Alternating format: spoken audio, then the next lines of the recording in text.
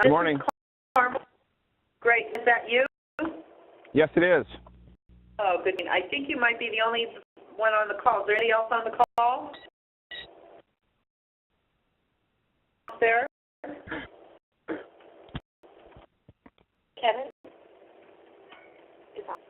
He's probably muted still. We're just going to give it a couple more minutes and see if anybody else joins us, okay? Okay, I always try to be early. Well, that's noble to do that. We appreciate it. Good morning, this is Kevin. I can hear from you. Same here, Camille. I think only two of you on the call right now. So we're going to give it another minute or two and see if anybody else joins us. Cool.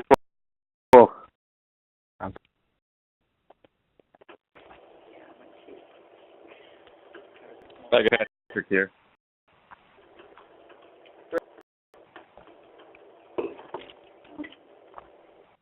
Morning. Morning.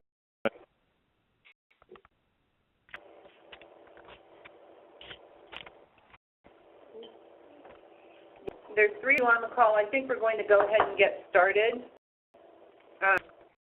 So this formal, a couple things I'd like to say before we actually get into the Track and Trace phone conference is that the question during the last call about in-person meetings and when we're going to start them. We will start in-person meetings next week. So our next call is Tuesday, September 26th from 10:30 to 11:30, and we will have that as an in-person meeting. However, if you cannot come to the admin center, you could call in. And the building requirements meeting that we just had, they were very happy to hear that we would be doing in-person meetings starting next week. So we will be doing that with Track and Trace as well. The next meeting is next Tuesday, September 26th from 10:30 to 11:30. That will be here in the Administration Center at 501 Low Gap Road, Conference Room A.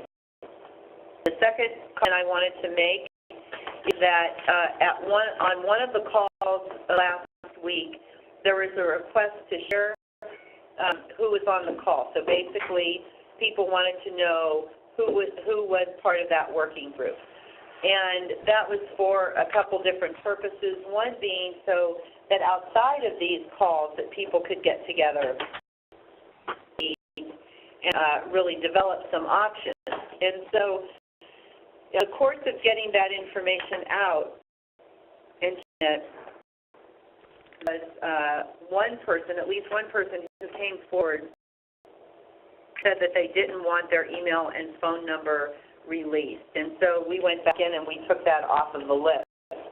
So I just wanted to comment that I don't know if there's anybody else out there that didn't want their information shared. If you let us know, we'll take your information off of the list. But these calls are meetings, really, and they are requested by the board. And when you participate, it's not a secret that you participate. And you know, we have certainly in the CEO report that I put out yesterday, and everyone going forward, I will say who's on the call. So anyway, so just wanted to bring that up. I don't think the Track and Trace group really was the issue. It was one of the other ones, but just so everybody has the same information. So with that, we'll do a roll call, and then we'll get right into the questions from the last meeting. Thank you, everyone. We'll start with Eddie Lerman.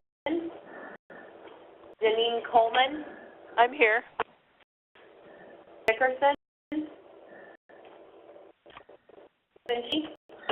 I'm here. Reed. Sellers. I'm here. Rogers. Yeah, I'm present.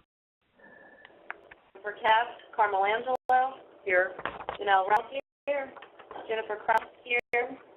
Sarah Jett here. And is there anyone else on the call who I haven't identified?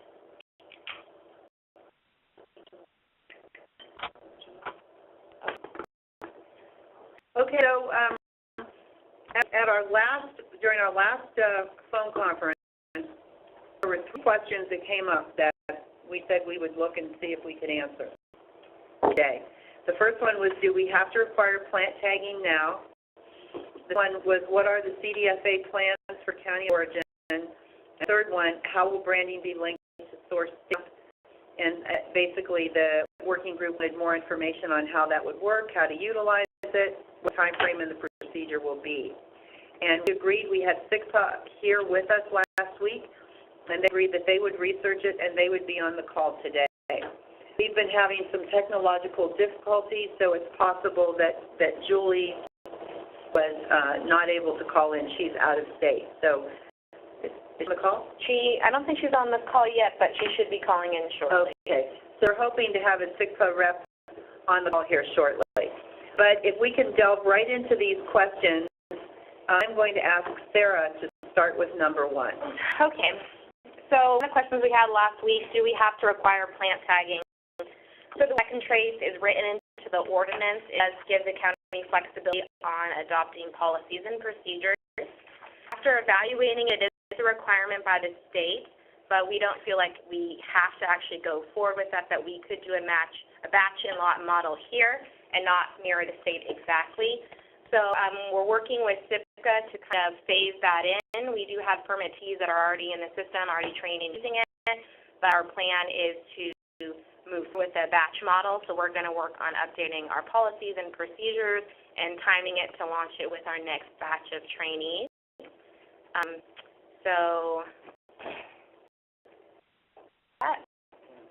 The questions, Ron, do you have any questions on that? I think that might have been your issue.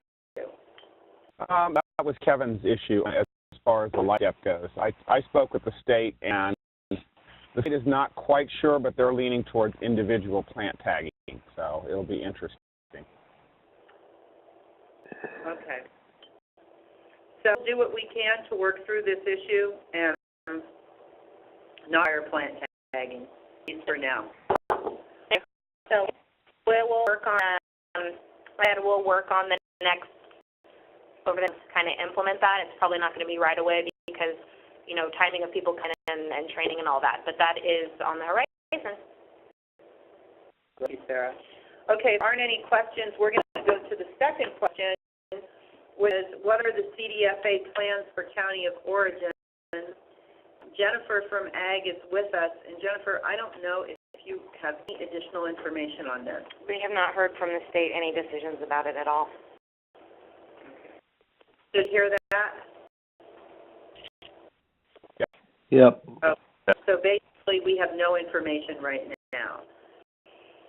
And the third, go ahead. Hi, this is Jane Coleman. I'm with CGA, the California Growers Association, so I can go through my channels and see, because CGA has a strong relationship with CDFA, so I can see if I can find any information around that. Is there anything that you can offer me that would be helpful when I'm seeking that information that you would need to know on your side? Nothing that I can think of. I know that our commissioner is going to a commissioner's meeting tomorrow, and she might learn something there that we don't know yet. But as of right now, CDFA has been really quiet when it comes to giving information to the ag commissioners. So if you do have information that we don't have, we'd love to hear it. Okay, work on that, and we can circle back around next meeting. Great, thank you very much. Okay.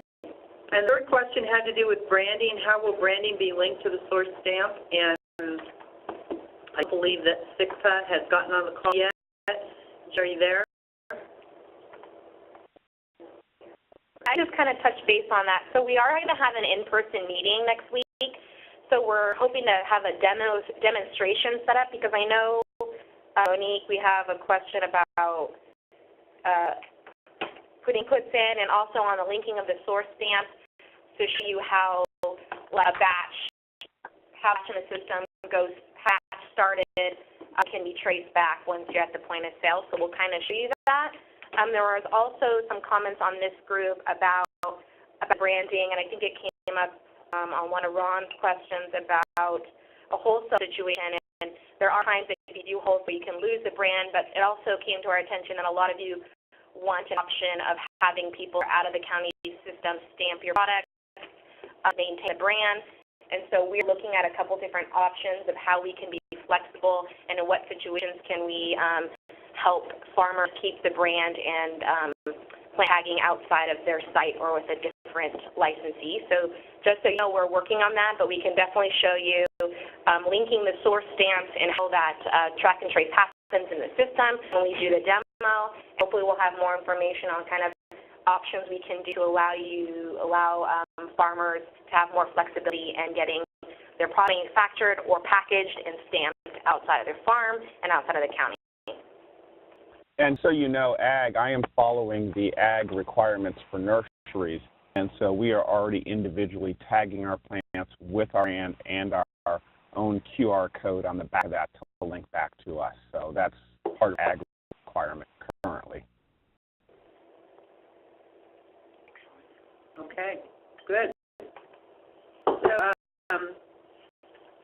anything that anyone would like to comment on for what Sarah said, I could go back to the questions and the talking points, but let me also say this, that what we did in the last call, and for you that were in the board meeting yesterday, we did the update to the board on the working groups.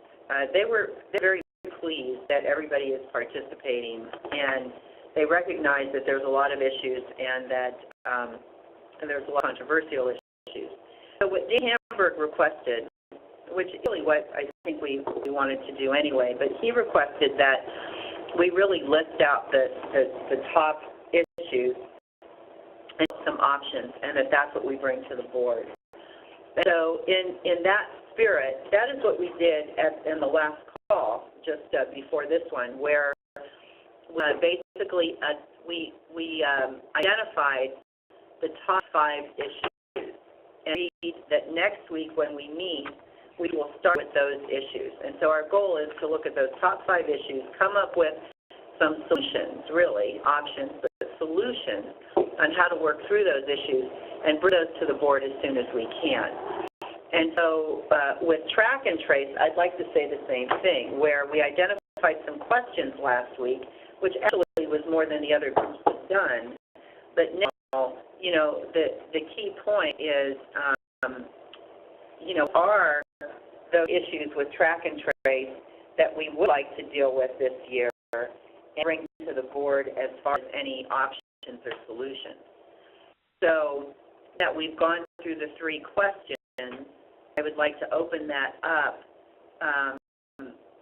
to, there's only 3 on the call, so each of you can have an opportunity to really share what you think are the key issues with track and trace.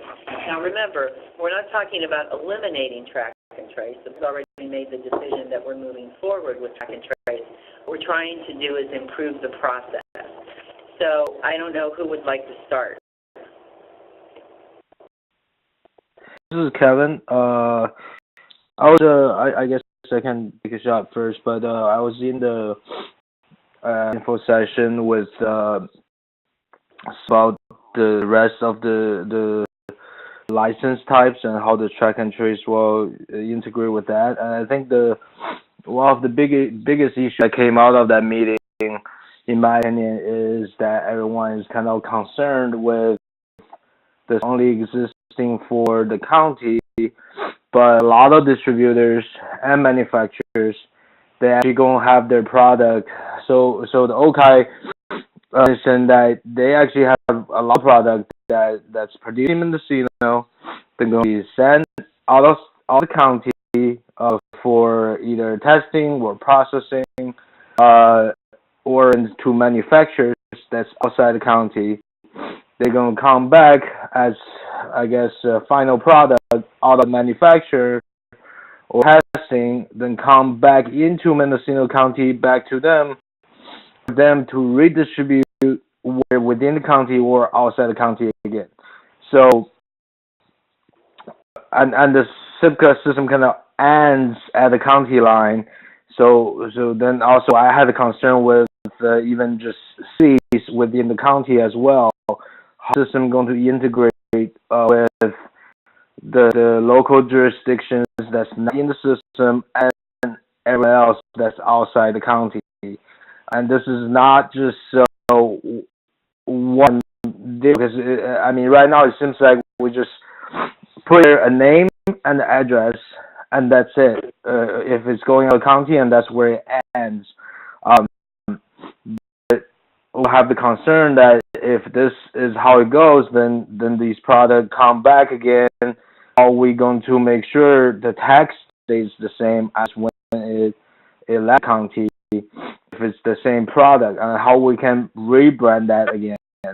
So and also the concern that if this product is going in and out of the county, and the out of county part is not track and trace, we have the concern that maybe this looks like we're diverting product in a certain way, which is one of all kinds of concerns. So we do see that this is not going to be as simple as as just either we're sending to the dispensaries or distributions in the county, or we're sending out of the county. There's a lot of times it's going to be back and forth, in and out of county lines, or in and out of Willits, Fort Bragg, Ukiah. So that integration and how we can manage the county produced product can be processed and packaged per se outside the county, then come back again and still have the same track and trace follow through when come back into the county, then maybe getting distributed out of the county again. So that was the biggest issue I had collected from that info session the other day. I just want to touch base on that, Kevin. I think you have some really valid concerns, and I want you to know that we were talking with SIPCA and kind of coming up with options. How do we address the rebanding or product moving out of county and back into county? And we're going to be touching base with all of you guys there at the info meeting. I know that Matthew with the distribution company, some of the other ones had a lot of ideas, and so we're kind of brainstorm and figure out, well, where can we be flexible and how can we incorporate it so we can keep as much branding as possible. But I think that your concerns are valid, and we're working them, and so I'd like to also just reach out to you and see if it's okay if we offline kind of touch base with you, because we're going to try to touch base with all those non-cultivation type people that we've been outreaching to. So I just wanted to... Definitely. I just want to make sure I share all that with everyone in this group, because that seems to me that's one of the main concerns that we may need to follow up with. I know you guys are already on top of it. It's really complex, and Mendocino is trying to do this as an example for other county and city to follow. So we're at some unforeseen territory here, especially when state hasn't figured out their stuff out yet. So. Yeah. So can you just, between Sarah and Kevin, can you summarize that concern in like 3 words so we can list it out? I mean, what would you say? Rebranding of product as it moves out of county and back into county. Okay. And concerns about like diversion when there's not real diversion going on. And if it's so, we could have the multi-part, the travel manifest, if they have them in there. I don't know if that would, still not going to protect the product. Well, I think a lot. Talking with SIPCA and going over some options, I think we can find ways to deal with that issue and help with maintaining the brand and working with our partners that are having product leave and come back in. So I think it's just going to take some conversations and some thinking outside the box, and I think we'll get there. With your participation, Kevin, and a lot of the other aspects of the industry that work with cultivating frequently, I think we'll get there quickly. And SIPCA is very willing to work with us and even customize the interface so that it works for you guys. So your input will be really important. As well as with, I know this came up in some of the questions of compatibility with sharing information, so whether that's via the state system or integration between your own personal POS system and SIPCA, and they're working on that and getting that set up to launch, and that question came up with some of the other list types that all use their POS system. So I think that's something too that we can get into more detail and have the technical people talk about when we do the demonstration next week. Okay, just because there's differences between a POS system and business software. Some of them like. Yeah. So okay. that POS business software integration between sharing data from our system and the state system. That's something that came up frequently, and Julie, I think it was Julie, both of them were talking about what CISC is doing right now in terms of testing with different products so that we can have something launched pretty soon. So I'll talk more about that when we do our demo this week, and I think that will be really good because it's easier when you see the system live and you can kind of get more into the nitty-gritty. Okay, Kevin, other key issues? This is Ron. I'm still wondering if we are communicating with Morel Hall's office at the state to make sure that we're replicating information. In other words, it seems very much like the state is trying to provide this information. I'm really concerned about the complexities of having two track and trace systems to report to. If one is off, what is going to be the overriding authority as far as compliance goes? The other question that I brought up last week was the Emerald Cup, which is really a showcase premier event for Mendocino cultivators, which will be held outside of the county in Santa Rosa. That event, how will track and trace work in that, as well as farmers markets throughout the state? We know quite a few co-ops participate in. That's a very... In this system, there's actually a way for you to move samples and other products out of it, and there's a section where you can declare that you're having samples, what is it, how much is it, where is it going, and kind of provide a travel manifest to go there, but also for you to declare in the system that you're going to the Emerald Cup. You're taking 30 samples of something, So there is a way in the system where we record that and that movement and where those things are going.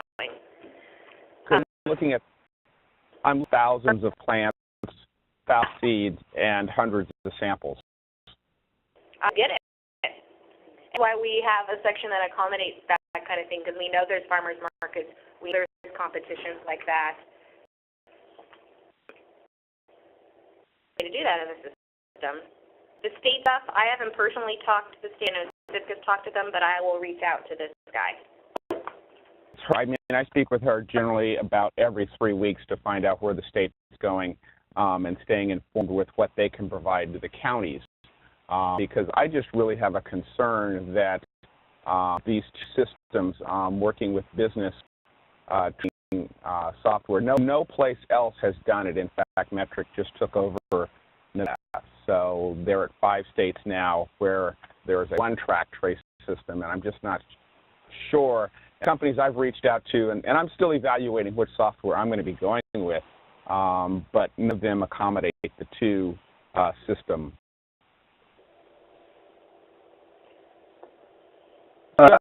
If I'm on that, I think that item was also brought up.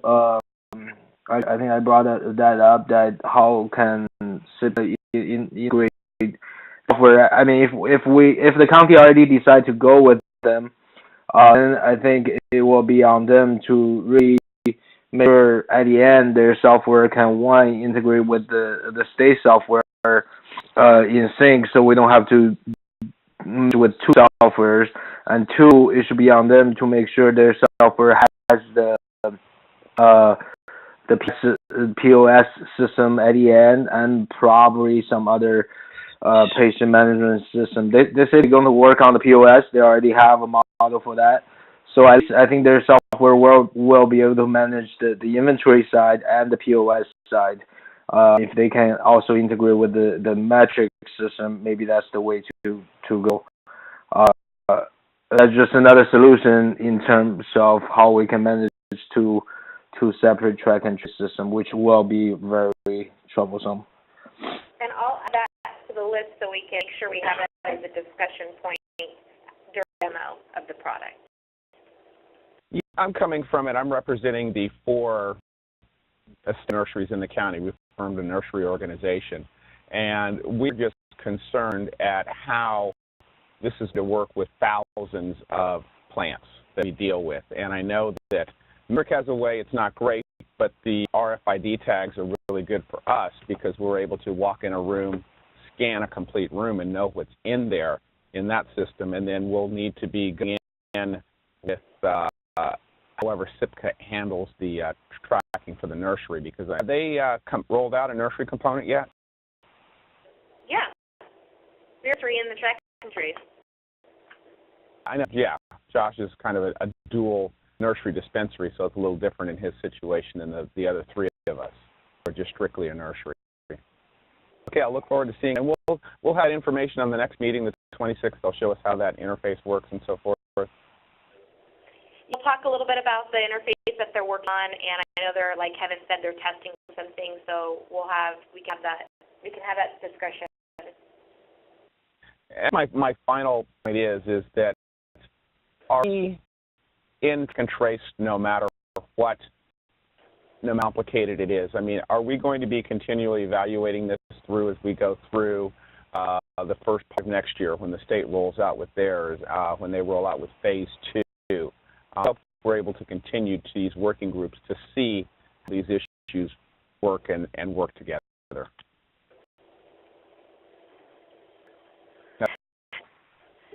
Yeah, of course, we're going to be evaluating how programs work, and to better adjust what the state's doing. But track and trace is a requirement of the permit and written into the ordinance, so it is what it is for right now. But we are committed to continuing to evaluate how things are going and knowing that we need to be flexible and to change how we do some things, and hopefully we can have a much simpler system state. So, but it's a work in progress, like anything. And if I understood it right, this is a policy which can be adjusted and changed, right, from the board stated yesterday? Track and trace is written into the ordinance. The wording in the ordinance allows us flexibility on some of the policies and procedures of implementing it, but it is a requirement of the permit written in the ordinance.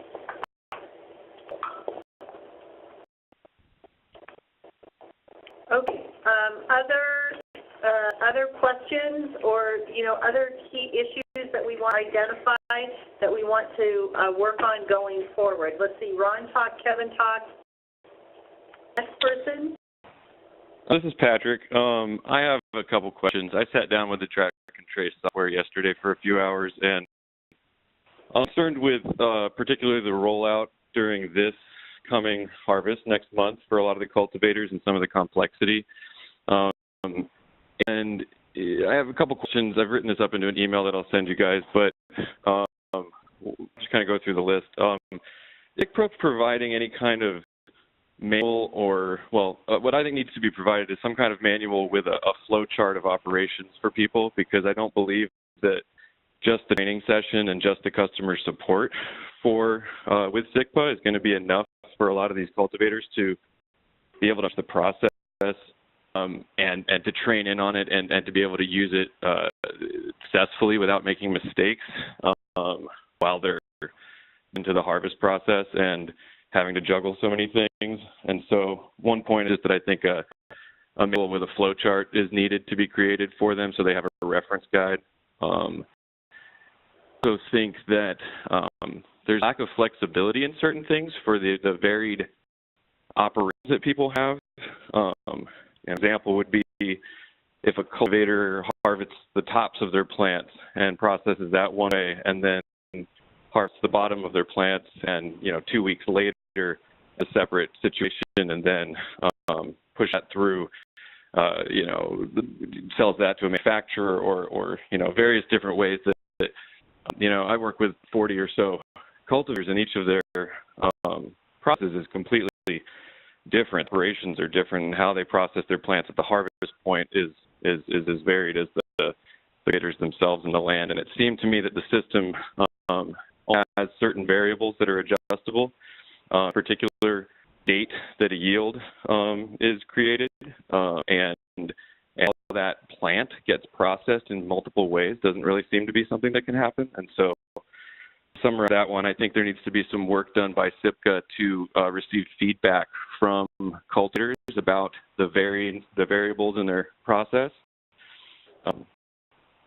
And I'm concerned about the offline. A lot of these farms is, you know, they don't have access to the internet and they don't have access to cell phone reception, and many of them are an hour and a half up the hill, and they don't come to town more than once every few days.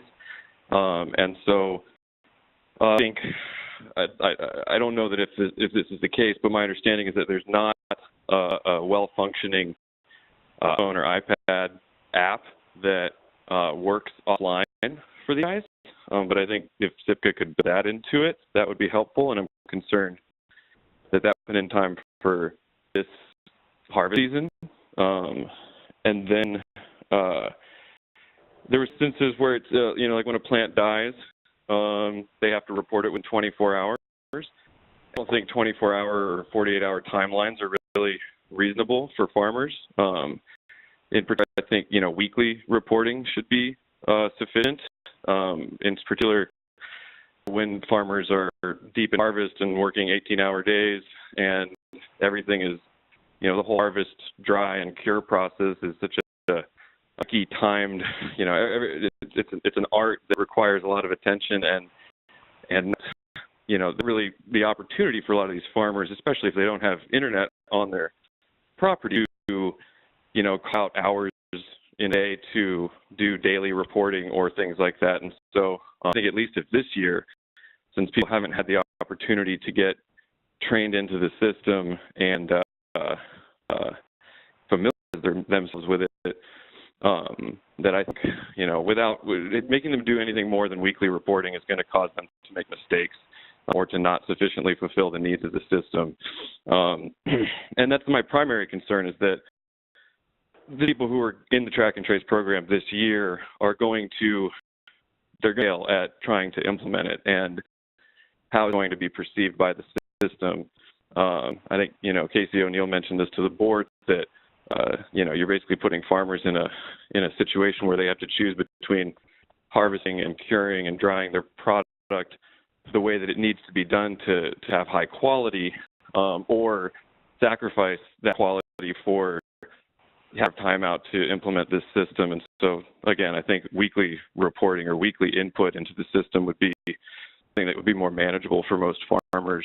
And lastly, I think that the wet yield requirement is challenging for people this year. I think they can build that into their system in season, but to have the people who just signed into or just getting involved in the track and trace now have to develop some kind of step in their process to record wet yield of hundreds of pounds of product during that real intricate and artful harvest, dry, and cure process just seems wieldy, and I just don't think they'll be able to do it. So those are 5 points, and I'll send those in to you guys.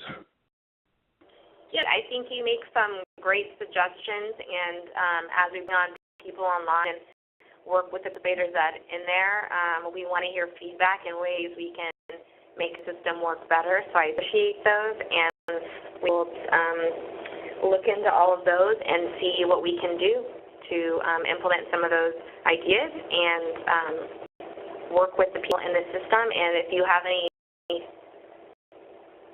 you're a consultant, right? Correct. Yeah. Have any of your farm in our system already, we'd be happy to work with them. They can always give me a call. Yeah, I just think in general it's just a matter of flexibility with the immediate rollout that I think is the concern. We definitely want. This is a big step for many of them, but yeah, you can send your suggestions over to us. I think a lot of them are really good, and a lot of them are really doable.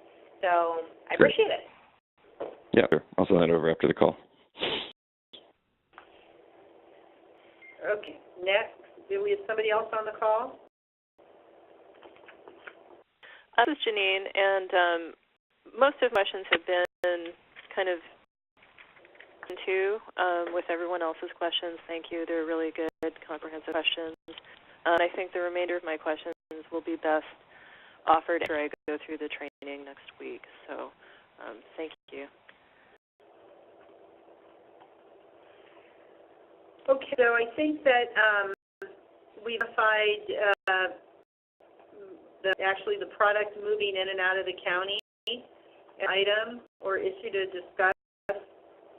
Wide communication is, or the county-state interaction on track and trace, I think is a good one.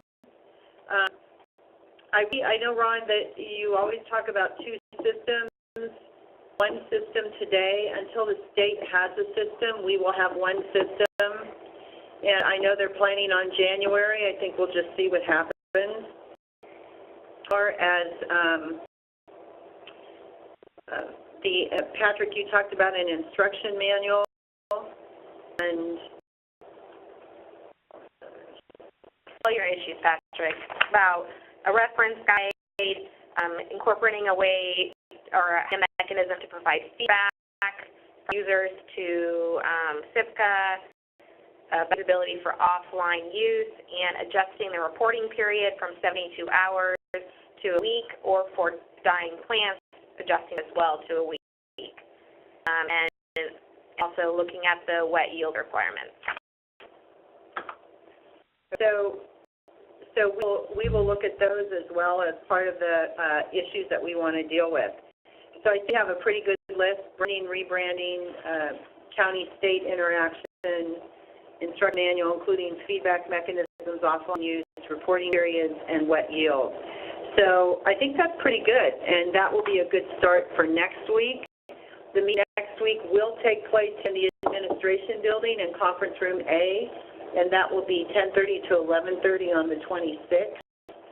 And you will also have the ability to call in if you can't come and attend the meeting. So as far as today, unfortunately, 6 was not. Julie's on. Oh, she's on? Okay, well, let's have her. Let her I don't see her on. have an opportunity to speak. She sent me an email saying she's on. Maybe she got disconnected. For Ag, if I may. Is that meeting that CDFA is having, will there be a readout for that? Is that a public meeting that's happening? I'm going to, no, it's the Commissioners Association, and they meet monthly, and this one that she's going to tomorrow is in Humboldt, and it's just the Northern Commissioners. So it'll be 6 to maybe 8 commissioners, and mostly it's just information and get report outs from the state. So hopefully there will be something, and of course she can share, but I don't really know because it's an association. I'm not really sure about the publicness of the meetings and things like that. But she's always open sharing what goes on and any information she's got. But she won't be back in the office till Monday. Yes. Okay. Thank you very much. Mm-hmm. So I think with that, unless there are any other key issues, next week when we meet, so we'll have a demo next week? Yeah. Okay. So we're going to meet again in conference room A. We'll look at having a demo on track and trace, just basically because there were questions on it. Again, a small group today, only 4 of you. We'll see what happens next week, and we'll continue to plow through the issues. Any final comments before we get off the phone? Just one. I know that with Ag, with our pesticide reporting, there's different levels of violations. Is there a violation level set up for the track and trace reporting? Not yet. What we've kind of been talking about and what we've been doing, especially as this is new, is using it as a way to get information, like if you reported something that was incorrect and changing it, but helping us identify when we need inspectors to go out and inspect on the farm. Okay. And I have one last question. Have we our planning, since we're going to have the track and trace system working, to share it with all the licensees of all the, I guess, all licensees in the Mendocino County, like between each other? Will we be able to know who exactly is in the system or not? So you have a trading partner that you put in the system.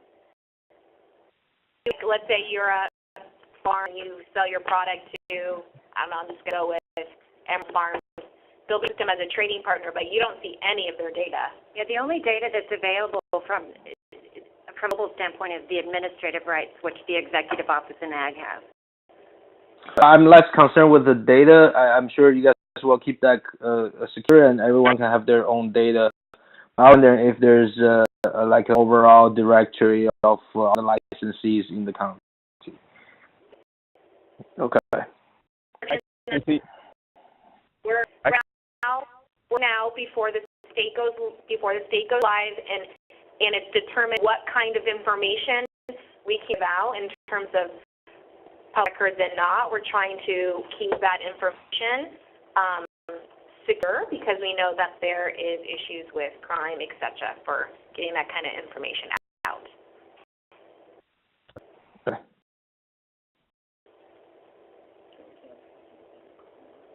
I want to thank everyone again for participating, and we will see you next week. For the 4 of you that are on the call, do you think you'll actually come to the admin center next week, or that you'll just call in?